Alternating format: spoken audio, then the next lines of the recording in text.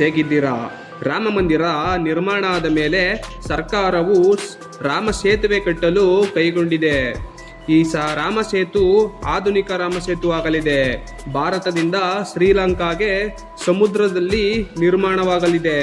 ಭಾರತದಿಂದ ಶ್ರೀಲಂಕಾದ ನಡುವೆ 23 ಕಿಲೋಮೀಟರ್ ಸೇತುವೆ ನಿರ್ಮಾಣ ಮಾಡಲು ಯೋಜನೆ ರೆಡಿಯಾಗಲಿದೆ. ಈ ಯೋಜನೆ ಯಾವ ರೀತಿ ಇರುತ್ತೆ ಅಂತ ನಿಮಗೆ ಗೊತ್ತಾ? ಹಾಗಿದ್ರೆ ಈ ವಿಡಿಯೋವನ್ನ ಪೂರ್ತಿ ನೋಡಿ.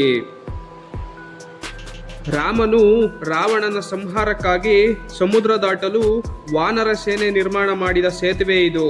7,000 ವರ್ಷಗಳ ಹಿಂದೆ ವಾನರ ಸೇನೆ ಕಟ್ಟಿದ ಸೇತುವೆ ಇದು. ಈಗಲೂ ಇದೆ. ಈಗ ಕಟ್ಟಿರುವ ರಾಮ ಸೇತುವೆ ಹೇಗಿರಲಿದೆ ಅಂತ ಹೇಳ್ತೀನಿ ಕೇಳಿ. ಅಂದು ಭಾರತದ ಪ್ರಸ್ತಾವನೆಯನ್ನ ರಿಜೆಕ್ಟ್ ಮಾಡಿದ ಶ್ರೀಲಂಕಾ ಇಂದು ಭಾರತಕ್ಕೆ ನಮಗೆ ಸಹಾಯ ಮಾಡಿ ಎಂದು ಅಂಗಲಾಚಿ ಬೇಡುತ್ತಾ ಇದೆ. ಈಗ ಪ್ರಧಾನಿ ಮೋದಿ ರಾಮೇಶ್ವರಂಗೆ ಭೇಟಿ ನೀಡಿದ ನಂತರ ಈ ಸಮುದ್ರ ಸೇತುವೆಗೆ ಯೋಜನೆ ರೆಡಿಯಾಗಲಿದೆ. ಹಾಗೆ ಈ ಸೇತುವೆ ಬರೋಬ್ಬರಿ 23 ಕಿಲೋಮೀಟರ್ ಉದ್ದವಿರಲಿದೆ. ತಮಿಳುನಾಡಿನ ಧನುಷ್ಕೋಡಿಯಿಂದ ಶ್ರೀಲಂಕಾದ ತಲೈವಾದ ತನಕ ಈ ಸೇತುವೆ ರೆಡಿಯಾಗಲಿದೆ. ಈ ಯೋಜನೆಗೆ ಬರೋಬ್ಬರಿ 40,000 ಕೋಟಿ ಆಗಲಿದೆ ಅಂತ ಅಂದಾಜಿಸಲಾಗಿದೆ. ಈ ಸೇತುವೆಯಿಂದ ಎರಡೂ ದೇಶಗಳಿಗೆ ಕೂಡ ಲಾಭ ಇದೆ.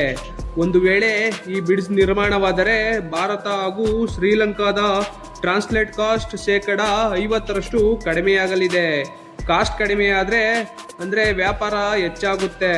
ಭಾರತಕ್ಕೆ ನೆರೆಯ ಎಲ್ಲ ದೇಶಗಳಿಗೆ ರೋಡ್ ಕನೆಕ್ಟಿವಿಟಿ ಇದೆ, ಆದರೆ ಶ್ರೀಲಂಕಾ ಹಾಗೂ ಭಾರತದ ನಡುವೆ ರೋಡ್ ಕನೆಕ್ಟಿವಿಟಿ ಇಲ್ಲ. ಹಾಗಾಗಿ ರೋಡ್ ಕನೆಕ್ಟಿವಿಟಿ ಬೇಕಂದ್ರೆ ಅದು ಸಮುದ್ರದ ಮೂಲಕನೇ ಮಾಡಬೇಕು. ಈ ಸೇತುವೆಯಲ್ಲಿ ರೈಲು ಮಾರ್ಗ ಕೂಡ ಇರಲಿದೆ. ಈಗ ಹೊಸದಾಗಿ ನಿರ್ಮಾಣ ಮಾಡುವ ಸೇತುವೆನ ರಾಮ ಸೇತು ಅಂತ ಹೆಸರಿಡಲಾಗಿದೆ. ರಾಮ ಸೇತು ಎಂದು ಹೆಸರಿಡಲು ಪ್ಲಾನ್ ಮಾಡಲಾಗಿದೆ. ಭಾರತ ಹಾಗೂ ಶ್ರೀಲಂಕಾದ ನಡುವೆ ಈ ಬ್ರಿಡ್ಜ್ ಇದ್ರೆ ಅದು ಎರಡು ದೇಶಗಳಿಗೂ ಕೂಡ ಒಳ್ಳೆಯದು.